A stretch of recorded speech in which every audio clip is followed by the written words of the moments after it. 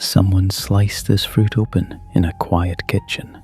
3 months later, a democratically elected president was gone from office. The two events were connected. It looks like nothing more than an ordinary breakfast item, sweet, harmless, and completely unremarkable, sitting quietly inside millions of kitchens worldwide. That ordinary fruit is the humble banana, and its hidden story runs far deeper than any of us were ever taught in school.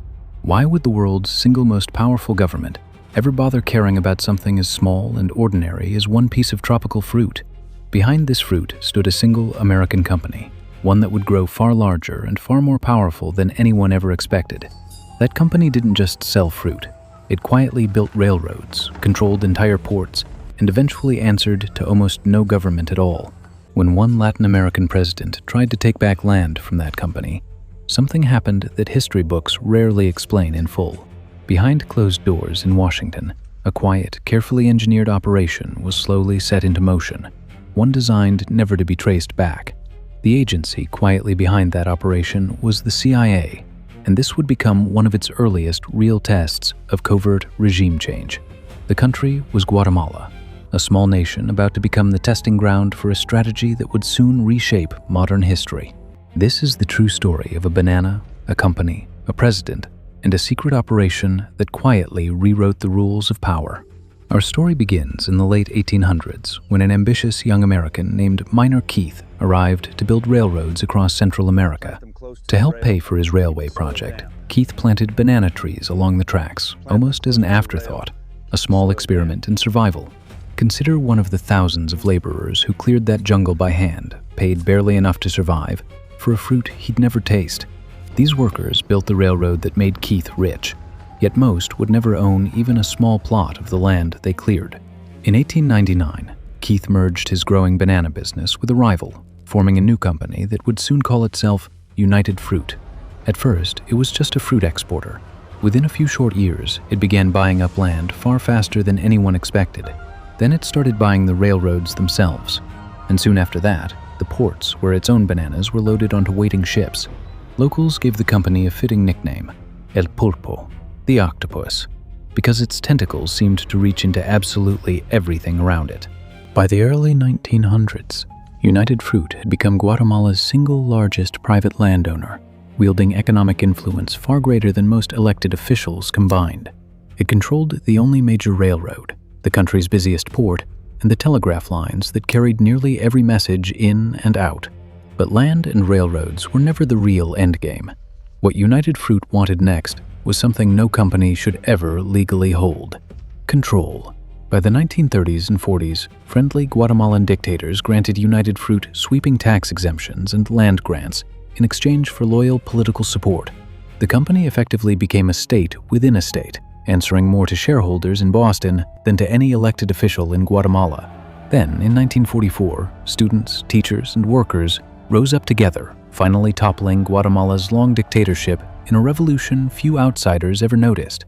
For the very first time, Guatemalans held a genuinely free election, choosing a young, reform-minded military officer named Jacobo Arbenz as president.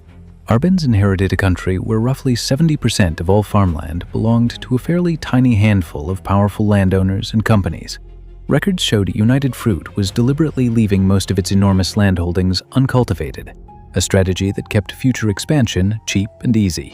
In 1952, Arbenz signed Decree 900, a sweeping law designed to redistribute unused farmland to hundreds of thousands of landless peasant families. Here is where the story takes its very first real twist. Compensation would be based on each company's own previously declared tax value. For years, United Fruit had quietly underreported its land value to avoid Guatemalan taxes, a decision now working powerfully against the company itself. United Fruit could not fight this battle in Guatemalan courts, so its frustrated executives turned instead toward a much more powerful, distant ally. That powerful ally sat inside the United States government itself in the form of two brothers who quietly shaped American foreign policy. Secretary of State John Foster Dulles had spent years earlier as a corporate lawyer representing United Fruit's own legal interests before entering government. His younger brother, Allen Dulles, ran the CIA, and he too had personally handled legal work for that very same fruit company. To these two powerful brothers, Guatemala's land reform looked less like ordinary democratic policy and more like a personal, deeply unwelcome threat. But a private corporate land dispute alone could never justify American military action, so the story fed to Washington quietly had to change. Then, Washington entered the story in earnest, and what had been a simple business dispute quickly became something far more dangerous entirely. Officials quietly needed a convincing cover story, one that could tap directly into America's very real and widespread fear of Soviet communism. So the public narrative quietly shifted. Land reform wasn't described as economic policy anymore, but as proof of a growing communist foothold nearby.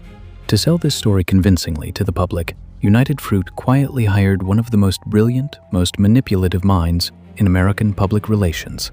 His name was Edward Bernays, often called the father of modern public relations. And now, spycraft would meet advertising for the first time. Bernays arranged carefully staged press trips, flying American journalists to Guatemala to witness a version of events written almost entirely in advance. Coded talking points, planted stories, and carefully cultivated friendly editors ensured that certain headlines appeared in American newspapers almost exactly as scripted. Soon, major newspapers were warning of a hidden communist takeover in Central America, and few readers had any reason to doubt it. In reality, Arbenz's government did include a small number of communists in fairly minor roles, but most historians agree Moscow never controlled it. But none of that was ever the real plan. The true operation was still forming, quietly, far away from any single newspaper headline. The Eisenhower administration quietly authorized a fully covert program, secretly codenamed Operation PBSUCCESS, designed to remove Arbenz without ever declaring open war. This would not be its first attempt at forced regime change. 1 year earlier, in 1953, the CIA had already removed Iran's prime minister. That earlier operation in Iran gave Washington real confidence that quiet, covert coups could easily replace costly, very public military invasions entirely.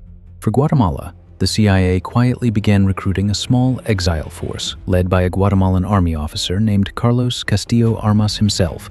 Deep inside the operation's planning, agents built a fake clandestine radio station designed to broadcast lies that sounded exactly like real news. The station reported fictional battles, invented troop movements, and described a rebel army that, in truth, barely existed outside the broadcast itself. Coded messages passed quietly between secret airstrips, CIA handlers, and exile fighters, carefully coordinating an invasion built almost entirely on pure illusion. On June 18, 1954, Castillo Armas finally crossed from Honduras into Guatemala, backed by CIA aircraft and a carefully staged propaganda campaign. In truth, his entire invading force numbered only a few hundred fighters, nowhere near enough to defeat Guatemala's army in open combat. But the real weapon in this operation was never bullets. It was fear, carefully engineered fear, aimed squarely at Guatemala's own commanders. Shuttle-piloted planes flew low over the capital, dropping leaflets and occasionally striking targets, quietly projecting a false image of unstoppable military force.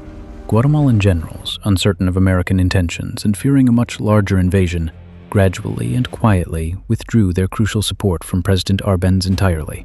Without his own military behind him, Arbenz's position collapsed within days, even though his invading enemy had barely won a single battle.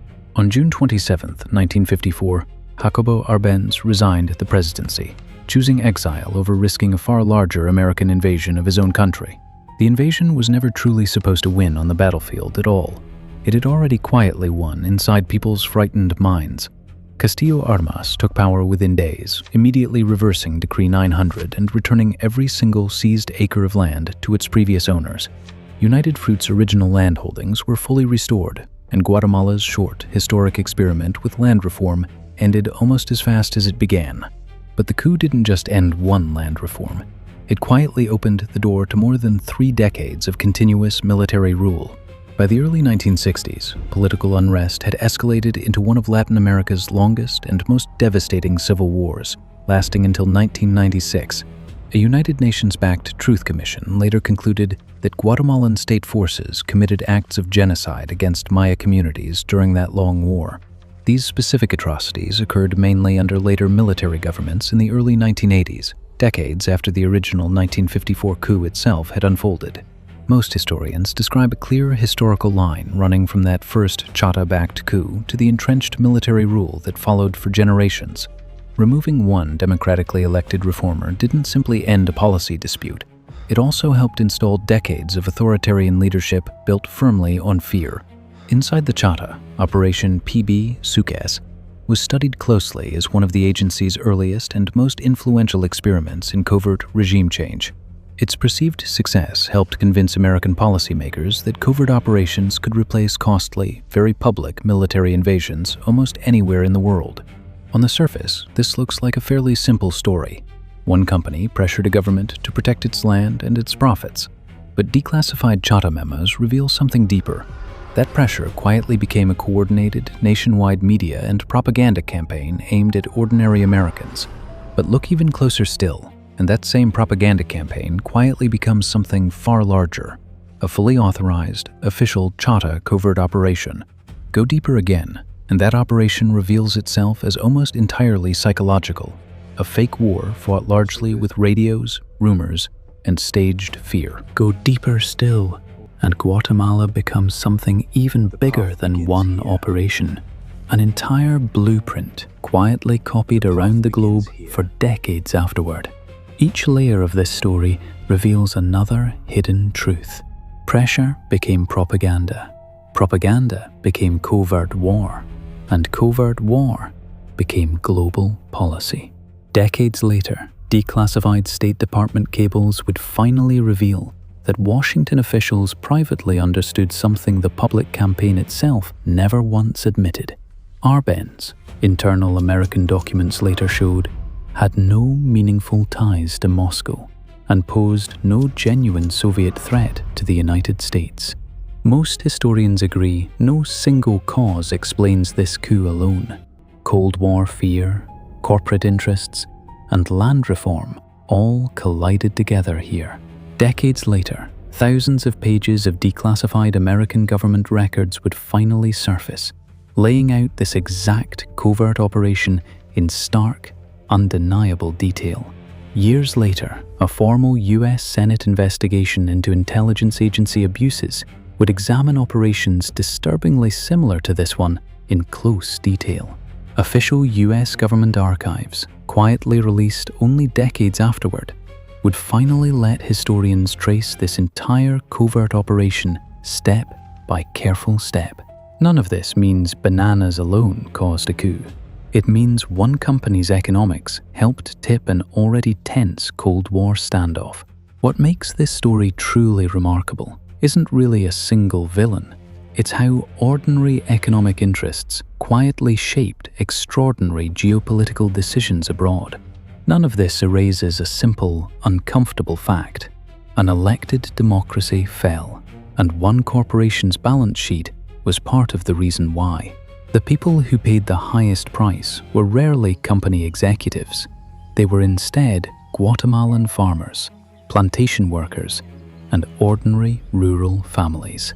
Consider a family that lost its small plot of reclaimed land the moment Decree 900 was reversed, just weeks after the coup succeeded. For them, this wasn't a distant Cold War chess move or a corporate spreadsheet. It was their home, their harvest, and their future.